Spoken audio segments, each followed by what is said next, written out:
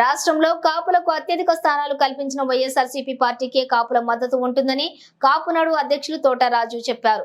రాష్ట్రంలో 31 అసెంబ్లీ స్థానాలు, 5 ఎంపీ స్థానాలను రాష్ట్ర ముఖ్యమంత్రి జగన్మోహన్ రెడ్డి కాపులకు కేటాయించారని, సామాజిక న్యాయం అంటే ఇదే అని అన్నారు. వైఎస్ఆర్సీపీ ఎన్ఏడి పార్టీ కార్యాలయంలోని ఏర్పాటు చేసిన విలేకరుల సమావేశంలో ఆయన మాట్లాడుతూ, కూటమి పార్టీ రాష్ట్రంలోని కాపులకు కేవలం 23 స్థానాలే కేటాయించిందని, కాపులు అంటే కూటమి పార్టీలకు చిన్న చూపని విమర్శించారు. తెలుగుదేశం పార్టీ అధినేత చంద్రబాబు తన కులానికి చెందిన వారికి ఎక్కువ సీట్లు కేటాయించారని ఆరోపించారు. వైఎస్ఆర్సీపీ పార్టీ అన్ని కులాలకు సమన్యాయం చేసిందని చెప్పారు. కాపు సామాజిక వర్గంపై చంద్రబాబు కుట్ర రాజకీయాలకు పాల్పడుతున్నారని విమర్శించారు. సంపన్నులకు వారి కులాలకి సీట్లు పంపకాలు చేశారని విమర్శించారు. కూటమిలో ఉన్న పార్టీలకు కూడా అన్యాయం జరిగిందని, ఆ పార్టీని నిలువున ముంచేశారని జనసేన పార్టీ అధినేత పవన్ కళ్యాణ్ ని ఉద్దేశించి అన్నారు. చంద్రబాబు జైలు పాలైతే మొట్టమొదటిగా మద్దతునిచ్చేది నేనున్నానని చెప్పిన పవన్ కళ్యాణ్ ని నిలువున అన్యాయం చేశారని ఆరోపించారు. ఆ పార్టీకి కేవలం 21 సీట్లు ఇచ్చి చేతులు దులుపుకున్నారని విమర్శించారు. పాడి పరిశ్రమ అభివృద్ధి చేసిన అడారి తులసిరావు తగ్గ తనయుడు అడారి ఆనంద్ కుమార్ ని కూడా ఆయన ఎంతో మందికి సాయం చేశారని చెప్పారు. ఇక పశ్చిమ నియోజకవర్గంలో వైసీపీ జెండా ఎగరవేయనుందని, కాపులంతా ఆ పార్టీకి మద్దతు తెలుపుతున్నట్లుగా ప్రకటించారు.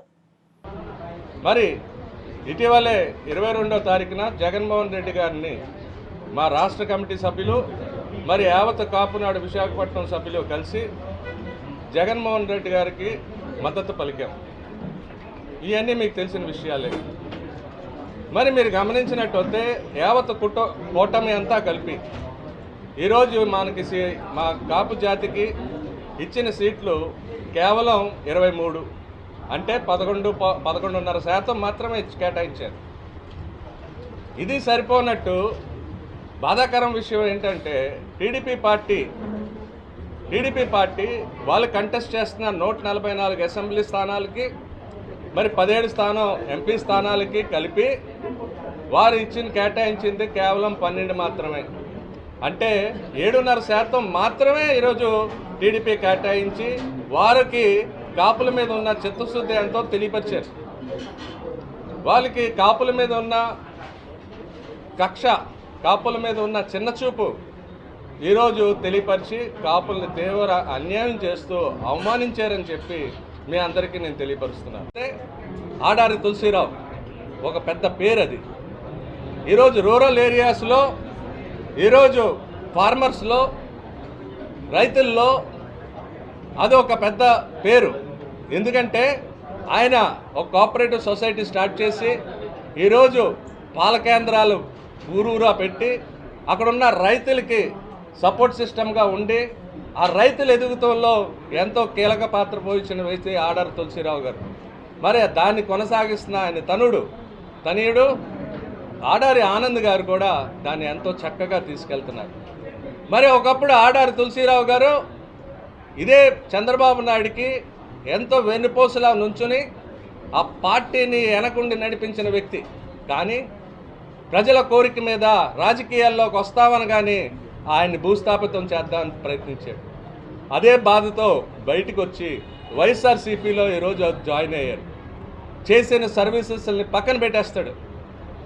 ఎవరికి కూడా గౌరవం ఇవ్వలేని వ్యక్తి చంద్రబాబు నాయుడు. ఇవాళ మనం గమనిద్దాం, 5 సంవత్సరాలు కూడా ఒక గంటా శ్రీనివాసరావు లాంటి అవినీతిపరుడు, కాపు ద్రోహి 5 సంవత్సరాలు కూడా చంద్రబాబు నాయుడిని అవమానిస్తూ లోకేష్ని బచ్చా అన్న తర్వాత డబ్బుల కోసం టికెట్ అమ్ముకున్న వ్యక్తి చంద్రబాబు నాయుడు. ఈ సంపర్లోకి అమ్ముకుంటాం, ఆ ప్యాకేజ్ సిస్టంలు. కానీ జగన్మోహన్ రెడ్డి గారు ఎవరు చూడలేనట్టు, ఎవరు విన్నట్టు చిన్న స్థానాల నుంచి కూడా టికెట్లు ఇచ్చి ఈరోజు మనం మేయర్ గారిని చూద్దాం. ఒక బలమైన సామాజిక వర్గం, యాదవ సామాజిక వర్గం, మనకి వైజాగ్లో ఎక్కువ శాతం ఉన్న సామాజిక వర్గం. అలాంటి ఆవిడికి, మామూలు వ్యక్తికి ఈరోజు మేయర్ కట్టబడటం జరిగింది. మరి మా సోదరుడిని చూసాం, జేఎన్ శ్రీధర్, పార్టీకి చాలా చిత్తశుద్ధితో పనిచేస్తూ ఉంటాడు. కాబట్టే అతనికి ఒక డిప్యూటీ మేయర్ కింద ఒక కాపు సామాజిక వర్గం నుంచి ఆయనకి. అలాగే ఎన్ని సామాజిక వర్గాలు ఎన్ని చెప్పినా సరే ఈరోజు ఈ సబ్జెక్ట్ తరగదు. ఎందుకంటే ఆయన చూసేది పార్టీకి చిత్తశుద్ధిగా పనిచేసే వ్యక్తి. మరి ఆయన చెప్పే ఆలోచనల్ని ముందుకు తీసుకెళ్ళి ప్రజలకు సంక్షేమం చేసే వ్యక్తులు, ప్రజా సంక్షేమం కోరే వ్యక్తులకు మాత్రమే ఆయన సీట్లు ఇస్తున్నాడు. ఇలా సీట్లు అమ్ముకోలేదు, చంద్రబాబు నాయుడు లాగా సీట్లు అమ్ముకోలేదు. కాబట్టి ఈరోజు మీరు గమనించండి, అసలు మా జాతికి ఏమైందో కూడా మాకు అర్థం కావట్లా. ఈరోజు మేము పలకలి మోస్తానికే సరిపోతున్నావా? పలకల్లో కూర్చునే అర్హత మాకు లేదా? వంగవీటి మోహన్ రంగా అంటే అదొక బ్రాండ్. వంగవీటి మోహన్ రంగా అంటే బడుగు బలహీన వర్గాలకి ఒక బ్రాండ్. కానీ వంగవీటి మోహన్ రంగా కొడుక్కి టికెట్ ఇవ్వకూడదా? మీరు ఇవాళ రాష్ట్రం అంతా ఆయనతో క్యాంపెయినింగ్ చేయించుకుంటున్నారే, ప్రచారం చేయించుకుంటున్నారే, మరి 2 పర్యాయాలు ఆయనకి ఎందుకు టికెట్ ఇవ్వాలా? ఆయన ఎందుకు మీరు గౌరవించుకోరు? జగన్మోహన్ రెడ్డి గారు సామాజిక న్యాయంలో భాగంగా ఒక ఎంపీ సీటు, 2 ఎమ్మెల్యే సీట్లు కాపుకి కేటాయించడం జరిగింది. మరి ఇతర సీట్లు కూడా ఇతర సామాజిక వర్గాలకు ఇచ్చినవి కూడా గమనిస్తే అన్ని మంచి సీట్లు ఇచ్చారు. అభ్యర్థులు కూడా గమనించండి. ఈరోజు బొత్స ఝాన్సీ లాంటి ఒక చదువుకున్న వ్యక్తికి, ఒక బెస్ట్ పార్లమెంటేరియన్కి ఈరోజు విశాఖపట్నం ఎంపీగా ఇచ్చారు. అలాగే అవినీతికి ఆవిడ దూరం ఉన్న అవంతి సీను, అలాగే అన్ని క్యాండిడేట్లు మనం గమనించినట్టు ఇవాళ చాలా మంచి సీట్లే ఆయన ఇచ్చారు. అదంతా కూడా ఒక విజన్తో చేస్తున్నారు. అదే విజన్ విశాఖ అని కూడా మీకు తెలియపరుస్తున్నాను. ఈరోజు మనం చూసాం, ఈ మొత్తం భారతదేశంలో ఏ స్టేట్ కూడా చేయలేనట్టు సంక్షేమ పథకాలు మన రాష్ట్రంలో అమలు పరిచినట్టు ఇంకెవరూ చేయలేదు. ఆయన లాస్ట్ టైం మేనిఫెస్టోలో పెట్టిన అంశాలన్నీ కూడా 99% పైనే జరిగినాయి, కానీ తక్కువ జరగలేదని కూడా గర్వంగా ప్రతి వైఎస్ఆర్సీపీ నాయకుడు చెప్పేటట్టు ఆయన పరిపాలన చూసాం. ఈరోజు ఆయన అభివృద్ధి ఈరోజు మనం చూసినట్టయితే పోర్టుల నిర్మాణం, కానీ ఇతరితర సంస్థలు నిర్మాణం చేసుకుంటూ చాప కింద నీరుగా ఫౌండేషన్ వేస్తూ అసలు ఇన్ఫ్రాస్ట్రక్చర్ని డెవలప్ చేసుకుంటూ వ్యాపారాలు రావాలి అంటే మనకి రోడ్వేస్ కావాలి, ట్రైన్ సదుపాయాలు కావాలి, పోర్ట్ సదుపాయాలు కావాలి, సీ రూట్ కావాలి, ఎయిర్పోర్ట్ రూట్ కావాలి. ఇవన్నీ ఉంటేనే కార్గో హ్యాండ్లింగ్ అన్నీ బాగా జరుగుతాయి. ఆయన దాని అన్నిటికీ కూడా ఈరోజు ఆయన పోర్ట్లు అన్ని నిర్మాణం చేస్తున్నారంటే దాని వెనక ఒక విజన్ ఉంది. నిన్నటిదాకా మీరు చూసిన ప్రభుత్వం సంక్షేమంలో మొదటి స్థానంలో నుంచిన ప్రభుత్వం, రాబోయే రోజుల్లో వచ్చే ప్రభుత్వం సంక్షేమంతో పాటు అభివృద్ధిని ముందుకు తీసుకెళ్లే ప్రభుత్వం రాబోతుంది. అలాంటి ప్రభుత్వం గురించే ఒక బెస్ట్ పార్లమెంటేరియన్ బొత్స ఝాన్సీ లాంటి వ్యక్తి ఈరోజు ఎంపీగా నుంచుంటే ఆవిడ సెంటర్ నుంచి నిధులు తేగలదు. ఆవిడకి విజన్ ఉంది. ఎన్నో మంచి మంచి సమస్యల మీద పోరాడిన వ్యక్తి కాబట్టి బొత్స ఝాన్సీని తెచ్చారు. మరి ఈరోజు ఇక్కడ మిత్రులకు, అదేవిధంగా వేదిక మీద ఉన్న టాప్ కుటుంబ సభ్యులకి అందరికీ నమస్కారం. పెద్దలందరూ కూడా ఇప్పటివరకు ఎన్ని టికెట్లు ఇచ్చారు, ఏ విధంగా ఇచ్చారో చెప్పడం జరిగింది. మేము అడిగేది ఒకటి, పెద్దకంశెట్టి గల్బాబు అనే వ్యక్తి గత 15 సంవత్సరాలుగా ఎవరికైనా ఏదైనా సహాయం చేశారా? కాపులకనే కాదు, ఎప్పుడు కూడా కాపులపై కపట ప్రేమ చూపిస్తుంటారు. ఎందుకంటే పశ్చిమ నియోజకవర్గంలో అత్యధికంగా ఉన్నది కాపులే. అయినప్పటికీ కూడా ఇప్పుడే చెప్పారు మేడం గారు, ఒకే టికెట్ ఇచ్చారని. అది కూడా ఇండస్ట్రియల్ బెల్ట్లో ఇచ్చారు, అతి చిన్న వార్డు. కానీ ఇక్కడ 7 వార్డులు కూడా ఉన్నాయి, ఎన్ఐడి నుంచి కొత్తపాలెం వరకు. ఒక్కరికల్లా కాపులకి ఎప్పుడైనా టికెట్ ఇచ్చారా? ఎంతసేపు నేను స్థానికుడిని అని చెప్పుకుని కాపులకి 30 మాటలు చెప్పి ఓట్లు వేయించుకోవడం తప్ప కాపులకే కాదు ఏ కులానికి కూడా ఎప్పుడూ సాయం చేయరు. ఈ నియోజకవర్గానికి ఆడారి ఆనందకుమార్ గారు వచ్చి 1 సంవత్సరం 6 నెలలు అయింది. ఈ రోజు వరకు ఆయన దగ్గరికి వచ్చిన ఏ వ్యక్తి కూడా, ఏ పేదవాడు కూడా నాకు ఈ పదవి లేదు అని నిరుత్సాహం వెళ్ళాడు ఒక్కళ్ళు లేరు. అదేవిధంగా ఆయన ప్రశ్నిస్తున్నా, ఛాలెంజ్ చేస్తున్నా, ఎవరికన్నా నీ జీవితంలో నీ జేబులోంచి 10 రూపాయలు సహాయం చేశావా? రాజకీయం అంటే సేవ చేయాలి, ఆ సేవ తత్పరత ఆయనకు ఉన్నదా? నేను ఒకటే ప్రశ్నిస్తున్నా, కోవిడ్ టైంలో మీ మీడియా మిత్రులు కానీ, పోలీసు వ్యవస్థ కానీ, అదేవిధంగా వైద్యులు కానీ, ప్లస్ రాజకీయ నాయకులు, ఈ 4 వ్యవస్థలు కూడా ప్రజలకు ఇబ్బందులు వచ్చినప్పుడు మేము ఉన్నామని ఒక భరోసాతో ప్రజలతో మమేకమై పనిచేయవలసిన అవసరం ఉంది. కానీ ఆ రోజు నువ్వేం చేసావు? ఇంట్లో తాళాలు వేసుకుని ఒక బోర్డు పెట్టి బీచ్ రోడ్లో గెస్ట్ హౌస్లో పడుకుంటావా? సిగ్గు సరే ఉందా నీకు ఈ రోజు వచ్చి ఓట్లు అడగడానికి? 5 సంవత్సరాల్లో 4 సంవత్సరాలు 10 నెలలు ఎవరికి కనబడకుండా లాస్ట్ 2 నెలల్లో వచ్చి నాకు ఓటేయండి నాకు ఓటేయండి అడుగుతున్నారు. ఇంకో మాట మాట్లాడుతున్నారు వాళ్ళ నాయకులు కానీ ఆయన కానీ. నేను మాది ప్రతిపక్షంలో ఉన్నాను కాబట్టి మేము ఏమీ చేయలేమని అంటే ప్రతిపక్షంలో ఎమ్మెల్యే పని చేయలేరా? మేము అడుగుతుంది ఒకటే, పశ్చిమ నియోజకవర్గ ప్రజలకి ప్రతిపక్షంలో పని చేయలేని ఎమ్మెల్యే అవసరమా? నేను ఒక కార్పొరేటర్ని, కొన్ని రోజులు ఈ పార్టీకి దూరంగా ఉన్నాను. అయినప్పటికీ ఏ రోజు కూడా నేను ఇంట్లో కూర్చోలేదు. కమిషనర్ గారిని, మేయర్ గారిని, డిప్యూటీ మేయర్ రిక్వెస్ట్ చేసి నా వార్డ్ డెవలప్మెంట్ కృషి చేశాను. After all first time corporator నేనే ఇంత కష్టపడి పనిచేస్తే 3 సార్లు ఎమ్మెల్యేగా పనిచేస్తే నువ్వు ఇంట్లో కూర్చుంటావా? మళ్ళా జగన్మోహన్ రెడ్డి గారు రావడం ఖాయం అంటే మళ్ళా జగన్మోహన్ రెడ్డి గారు వస్తే పొరపాటున పశ్చిమ నియోజక ప్రజలు ఈ ఎమ్మెల్యేగా గెలిపించుకుంటే మళ్ళా ఈ సంవత్సరాలు ఇంట్లో కూర్చుంటావా? ముందు దానికి సమాధానం చెప్పు. ఇప్పుడు నేను చూస్తున్నాను, నాది ఇండస్ట్రియల్ బెల్ట్, పారిశ్రామిక ప్రాంతం, కాపు సంఘానికి నేను జనరల్ సెక్రటరీని, అదేవిధంగా అధ్యక్షుడు పాండ్రంగి జయరాజ్ గారు. ఆయన టీడీపీ అయినప్పటికీ మొన్న మీటింగ్కి మాకెవరికీ కలపకుండా వాళ్ళ స్వార్థ ప్రయోజనాలతో పెట్టుకున్నారు. మొన్న వచ్చిన కాపులు కూడా గణబాబు గారి కోసమో లేకపోతే టీడీపీ పార్టీ కోసం రాలేదు. ఒక లెజెండ్, ఒక కాపులకు ఒక లెజెండ్ వంగవీటి మోహన్ రంగా గారి రక్తం వంగవీటి రాధాకృష్ణ గారు వస్తే ఆయన చూడడానికి కానీ ఆయన మాట్లాడడం కోసం నాయకులు కానీ కాపులు కానీ వచ్చిన మాట అందరూ తెలుసుకోవాల్సిన అవసరం ఉంది. మరి ఇప్పుడు గణబాబు గారిని ఒకటే ప్రశ్నిస్తున్నాం. 31 మంది అసెంబ్లీ అభ్యర్థులుగా, 5 మంది పార్లమెంట్ అభ్యర్థులుగా ప్రకటించాం. కాపులకు ప్రాధాన్యత ఇస్తాం, ఈ రాష్ట్రంలో ప్రతి దానికి అండగా ఉంటామని చెప్పి ముఖ్యమంత్రి గారు ఏదైతే మాట ఇచ్చారో ఆ మాట ప్రకారం ఒక 26 జిల్లాల్లో కాపులందరూ కూడా జగన్మోహన్ రెడ్డి వైపు ఉన్నాము. మరి జగన్మోహన్ రెడ్డి గారు ఏదైతే చెప్పారో 175కి 175 మనం విన్ అవ్వాలని, ఆ విధంగా ఆనంద్ గారిని వెస్ట్ నుంచి భారీ మెజార్టీతో గెలిపించుకోబోతున్నామని చెప్పి తెలియజేస్తూ మరి అవకాశం పెద్దలందరూ కూడా పేరు పేరు ధన్యవాదాలు తెలియజేస్తూ సెలవు తీసుకుంటాం. అవుతుంది ఒక రాక్ ఫేస్, దాంట్లో ఒక ఆనందం ప్రకటించడు, ఒక బాధ ప్రకటించడు, ఎప్పుడు ఒకటే ఫేస్, రాక్ ఫేస్. మరి ఆ రాక్ ఫేస్ వెనక ఏమైనా హిప్నోటైజింగ్ టాక్టిక్స్ ఉన్నాయేమో నాకు తెలియట్లా. 2 పర్యాయాలు టికెట్ ఇవ్వలేకపోతే ఆయన అలిగి ఇంట్లో కూర్చోకుండా ఆయనకి ఒక స్థానంలో టికెట్ ఇవ్వలేదంటేనే కోపం వచ్చేసిందే. మరి 2 పర్యాయాలు టికెట్ ఇవ్వలేకపోతే ఆయన గురించి ప్రచారం ఎలా చేస్తున్నాడో నాకు అర్థం కావట్లా. మరి ఈరోజు మనం గమనిస్తున్నాం, ఆయన నాన్నగారిని హత్య కేసులో ఈరోజు ఇక్కడ మనకున్న రామకృష్ణ బాబు ఈస్ట్ నుంచి పోటీ చేస్తున్న అతను నిందితుడా కాదా అని అడుగుతున్నా. ఆయన ఈరోజు ఆ కేసుల్లో ఒక నిందితుడు అవునా కాదా? ఆయన వైజాగ్ వచ్చినాడు గర్వంగా, అదే పెద్ద బిరుదులా చెప్పుకొని తిరిగాడు. ఆయనకి తెలియలేదు రేపొద్దున రాజకీయాల్లోకి వచ్చినా అది నాకు అవుతుందని. వాళ్ళ నాన్నగారిది. మరి ఈరోజు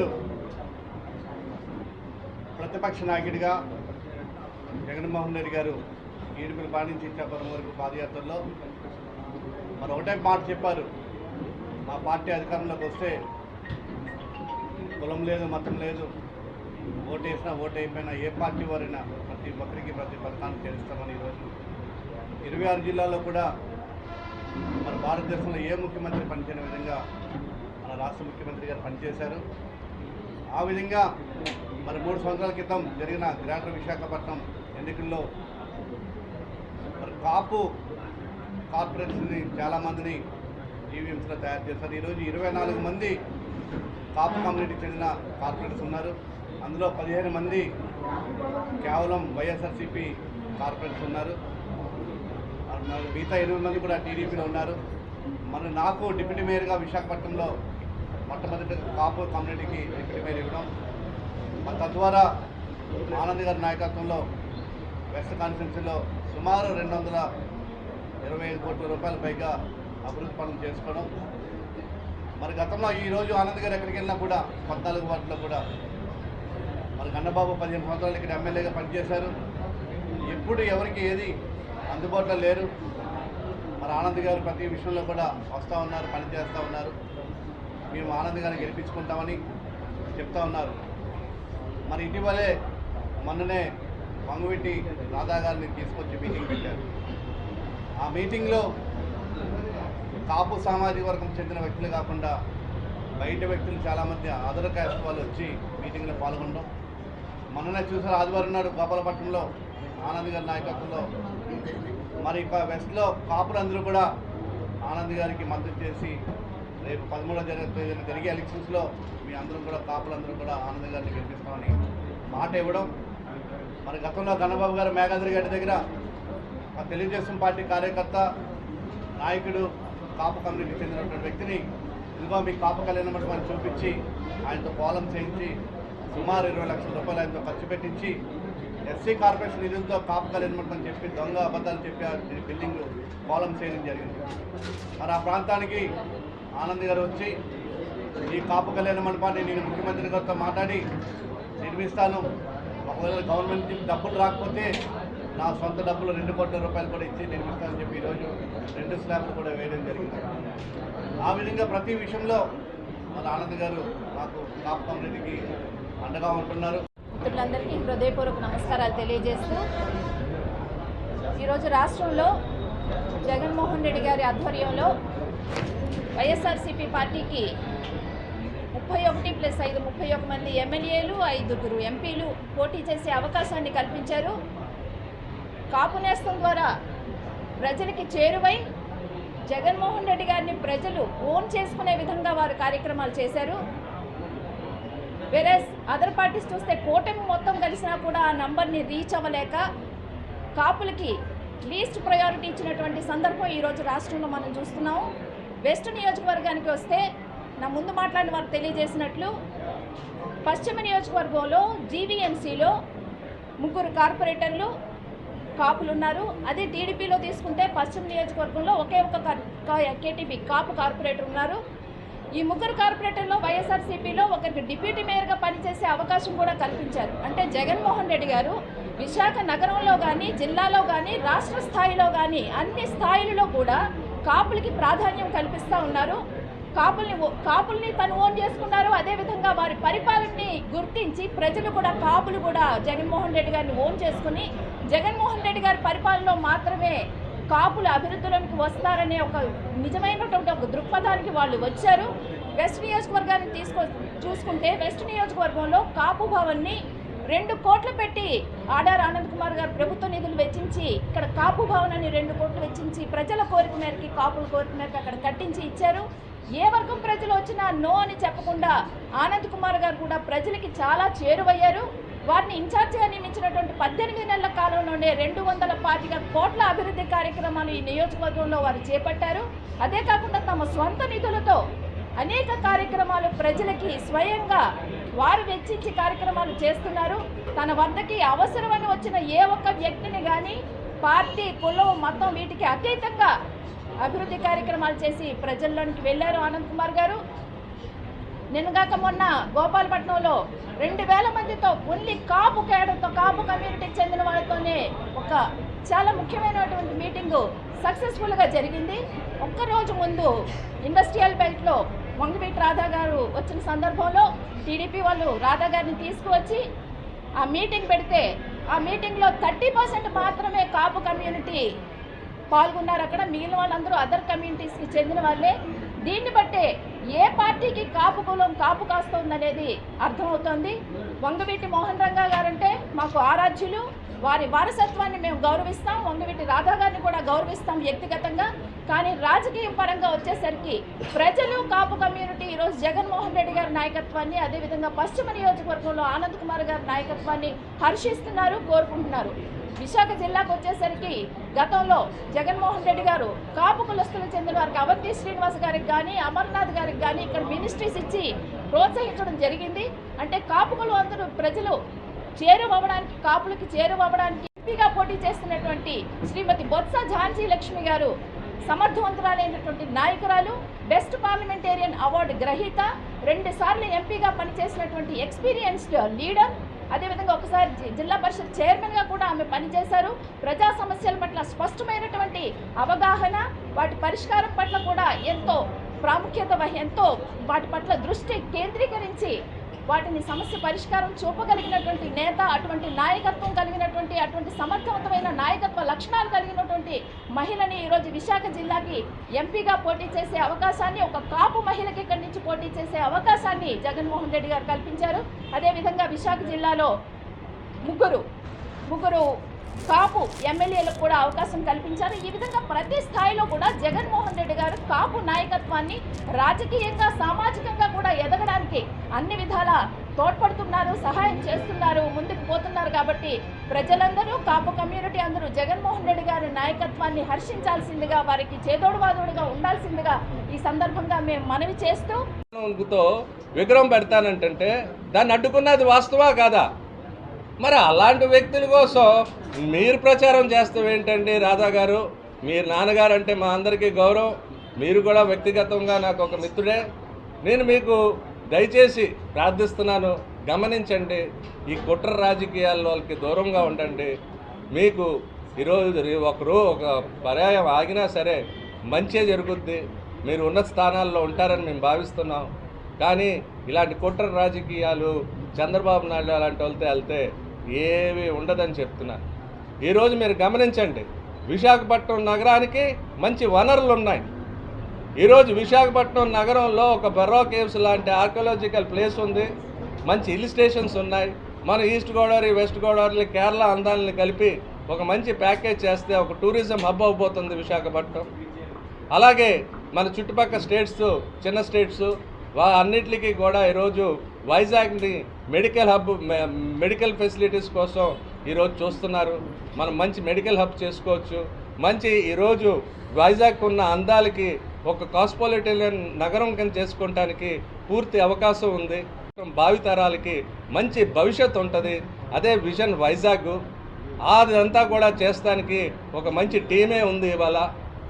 కాబట్టి విశాఖపట్నం ప్రజలు మేము కోరేదేమనగా, ఈరోజు మీరు గమనించండి, అన్ని అవకాశాలు, అన్ని వనరులు ఈరోజు ఉపయోగించుకుని విశాఖపట్నం నగరాన్ని ఒక పెద్ద నగరంగా, ఎవరు ఊహించలేని నగరంగా తీర్చిదిద్దడానికి, అభివృద్ధి పరుగులెట్టడానికి, విశాఖపట్నం నుంచే పరుగులెట్టే విధానంగా జగన్మోహన్ రెడ్డి గారు అన్ని ప్లాన్లు చేసుకున్నారు.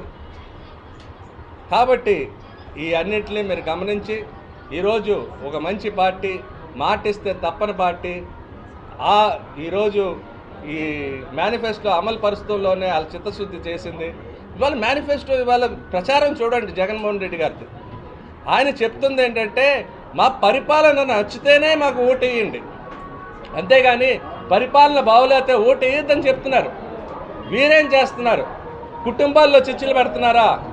అక్కడ అంబటి రాంబాబు గారు కుటుంబంలో, మీ కుటుంబాల్లోకి తొంగి చూస్తే ఎవరిదన్నా ఎవరి కుటుంబాల్లో అన్నా ఏ ఉంటాయి. వీలుంటే మంచి మనసుతోటి, పెద్ద మనసుతోటి కలిపేది చేయండి. మీకు ఆ పుణ్యం మీ పిల్లలకి, మీ రాబోయే తరాలకి ఆ పుణ్యం ఉంటుంది తప్ప విడగొడితే పుణ్యం రాదు, పాపం వస్తుంది. ఆ పెద్దల్ని బాధించకండి. ఈరోజు కుటుంబాలని విడగొట్టే కార్యక్రమం చేసి రాజకీయాలని ఇంకా కించపరచద్దు. ఉందమైన రాజకీయం చేయండి, చిత్తశుద్ధి కలిగిన రాజకీయం చేయండి, ప్రజలకు ఉపయోగపడే రాజకీయం చేయండి, ప్రజా సంక్షేమం గురించి చూడండి, ముఖ్యంగా భావితరాలు బాగుపడేటట్టు ఉండేటట్టు చూడండి తప్ప మీరు ఇలాంటి రాజకీయాలు చేసి కుట్ర రాజకీయాలతోటి పబ్బం గడుపుకుంటే బహుశా గడుపుకోవచ్చు ఒకరోజు 2 రోజులు, కానీ రాబోయే రోజుల్లో మీకు చాలా పాపం చుట్టుకుంటుందని చెప్పి, ఇది ప్రజలకి శ్రేయస్సు కాదు. రాజకీయాలు వస్తాయి 5 సంవత్సరాలకు ఒకసారి, మనం ఏం చేస్తామో చెప్పి ముందుకు వెళ్ళాలి తప్ప ఇలాంటివి చేయకూడదని తెలియపరుచుకుంటూ, మరి ఆడారి తులసిరావు గారి గురించి, ఆనంద్ గారి గురించి ఒక మాట చెప్పాలి. ఆడారి ఆనంద్ గారు ఇటీవలే మాకు ఒక సమస్య వస్తే కాపు భవనం కోసం దాన్ని పరిష్కరించి, ముందు పాలకులు దాన్ని విస్మరించి తప్పుదారి పట్టిస్తుంటే ఆయన ముందుకు తీసుకెళ్ళి ఆయన సొంత డబ్బు నిధులతోటి ఈరోజు భవనాన్ని తయారు చేశారు. అదీ కాకుండా మాకు ఆయన మాట ఇచ్చున్నారు, ఇండస్ట్రియల్ ఏరియాలో కూడా మాకు చేస్తారని.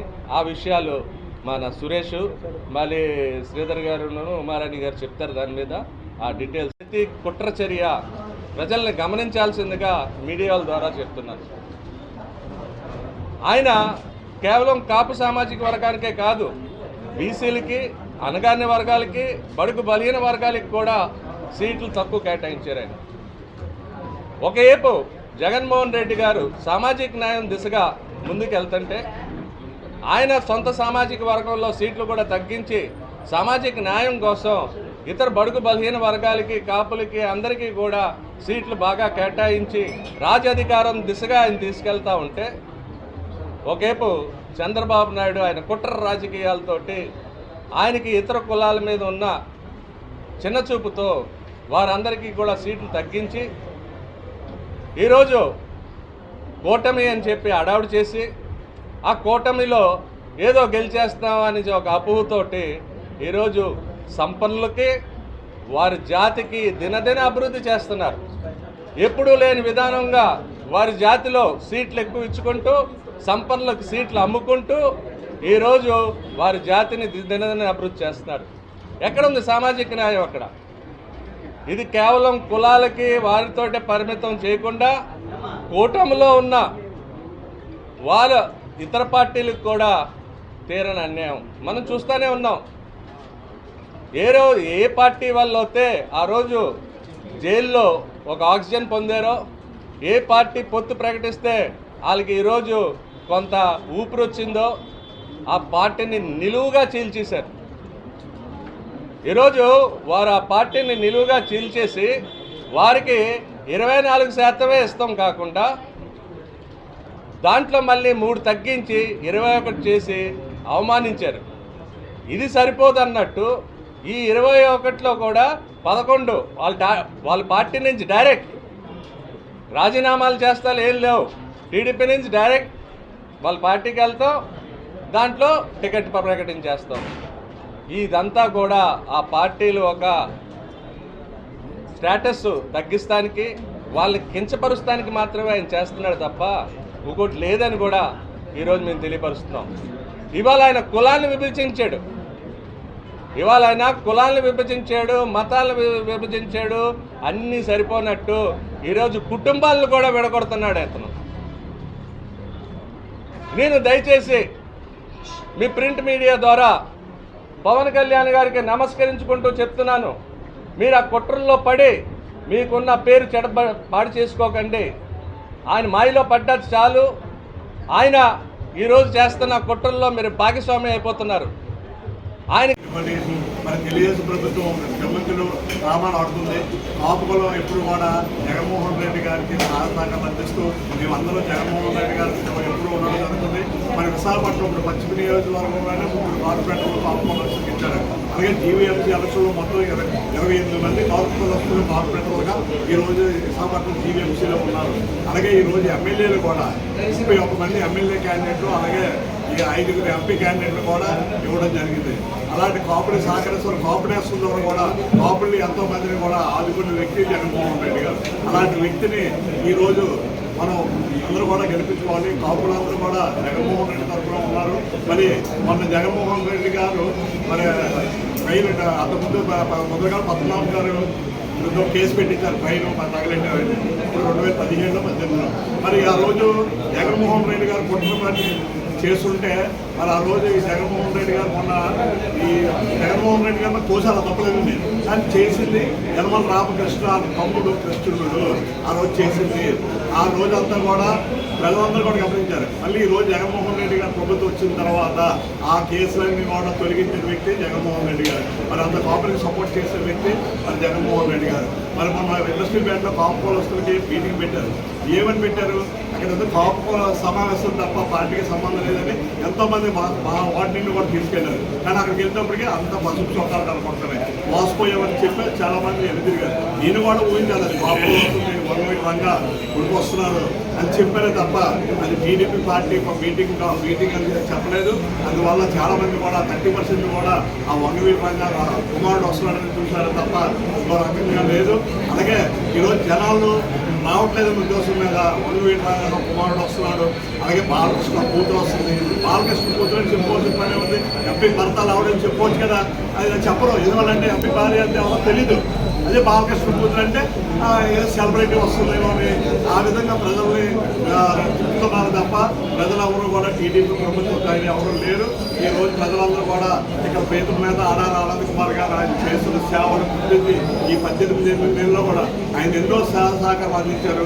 ప్రభుత్వం తరఫున సహకారం సేమ్ దాన్ని నీట్గా ఆయన సొంత నిధులతో కానీ ఈరోజు 18 నియోజకవర్గంలో ఎన్నో అభివృద్ధి కార్యక్రమాలు అందరికీ సహకారాలు అందించిన వ్యక్తి. ఇలాంటి వ్యక్తిని మనం కానీ వదులుకుంటే మనందరం కూడా నష్టపోతామని తెలియపరుస్తూ మనం రేపు 11వ తారీఖుని ప్రతి ఒక్కరు కాపులు ప్రతి ప్రజలందరూ కూడా 18 నియోజకవర్గంలో ఆర్ఆర్ ఆనంద్ కుమార్ గారికి అలాగే బొత్స ఝాన్సీ గారికి ఫ్యాన్ గుర్తుపై ఓటేసి గెలిపించాలని కోరుకుంటే దేనికైనా డిబేట్కి డెవలప్మెంట్ కావాలంటే జీడీపీ రావాలన్నారు.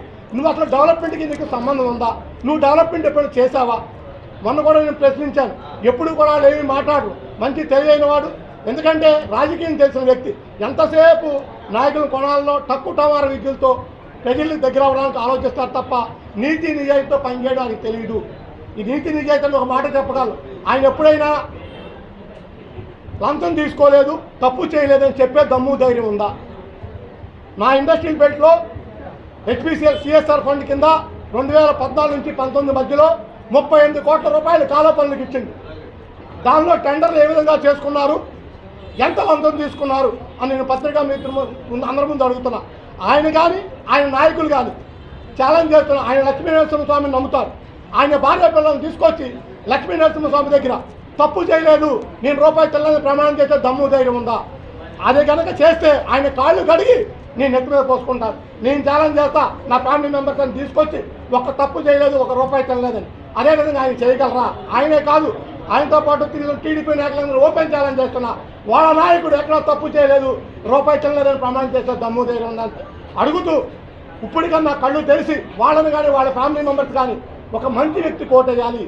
డాక్టర్ బిఆర్ అంబేద్కర్ గారు ఓటు అని మంచి ఆయుధం ఇచ్చారు. పవిత్రమైన ఓటుని ఒక తత్పరత ఓటుకి వ్యక్తికి ఓటేస్తారో లేక ఎవరికి వేస్తారో వాళ్ళే ఆలోచించుకోవాలని కోరుకుంటూ ఈ అవకాశం ఇచ్చిన అందరికీ ధన్యవాదాలు తెలుపు. మతతత్వ కులతత్వ రాజకీయాలు వీటిని ప్రోత్సహిస్తున్నటువంటి కూటమి రాజకీయాల్ని ఒకసారి గుర్తించి ఓటు విలువని గుర్తించి మరలా 5 సంవత్సరాల వరకు కూడా ఈ రాష్ట్రం సంక్షేమ దిశలో అభివృద్ధి దిశలో నడవాలి అంటే జగన్మోహన్ రెడ్డి గారి నాయకత్వానికి ఓటు వేయాల్సిందిగా కాపు సోదరి సోదరులందరికీ మేము ఈ ఇంటర్వ్యూ ముఖంగా విజ్ఞప్తి చేస్తున్నాము. అదేవిధంగా జగన్మోహన్ రెడ్డి గారికి చంద్రబాబు నాయుడు గారు కానీ కూటమి నాయకులకు కానీ ఉన్నటువంటి వ్యత్యాసాన్ని గుర్తించి తాము ఏదైతే మాట ఇచ్చారో ఆ మాటకి కట్టుబడి ఈ 5 సంవత్సరాల కాలంలో నవరత్నాల్ని దిగ్విజయంగా పూర్తి చేసి అవలంబించి చూపించినటువంటి వ్యక్తి జగన్మోహన్ రెడ్డి గారు. తాము ఏదైతే హామీలు ఇచ్చారో అలాగే ఈసారి మేనిఫెస్టోలో కూడా నవరత్నాలు ప్లస్ ఇంకా వాటికి కొన్ని అదనంగా చేర్చి ఆ రాయితీలను కూడా అదనంగా చేర్చి ధనికులకి పేదలకి మధ్య వ్యత్యాసాన్ని నశింపజేయడానికి ఆ వ్యత్యాసాన్ని రూపుమాపడానికి వారు అమలు చేస్తున్నటువంటి ఈ ప్రజా సంక్షేమ కార్యక్రమాల్ని ప్రజలు ముఖ్యంగా కాపు కులస్తులు గుర్తించి వైఎస్ఆర్సీపీ పార్టీకి మద్దతు తెలియజేయాల్సిందిగా హృదయపూర్వకంగా నేను విజ్ఞప్తి చేస్తున్నాను. Thank you.